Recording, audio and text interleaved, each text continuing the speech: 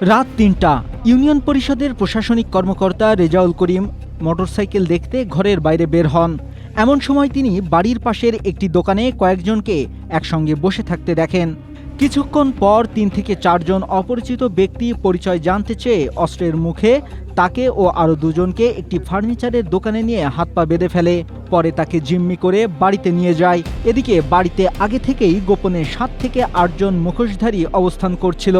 তারা পরিবারের অন্য সদস্যদের একটি কক্ষে আটকে রাখে, তারপর ঘরে তল্লাশি চালায়।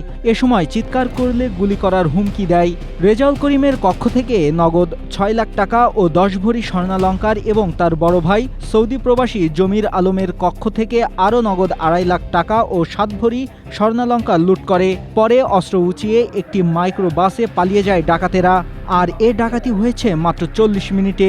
এদিকে নিচতলার ঘটনাটি টের পাননি বাড়ির দ্বিতীয় তলায় থাকা স্বজনরা। ডাকাতরা চলে যাওয়ার পর চিৎকার শুনে তারা নিচে নেমে আসেন। রোববার দিবাগত রাত ৩টার দিকে কক্সবাজারের পেকুয়া পৌরসভার প্রস্তাবিত ৯ নম্বর ওয়ার্ডের সৌদি প্রবাসী জমির আলম ও তার ভাই রেজাউল করিমের বাড়িতে এ ঘটনা ঘটে।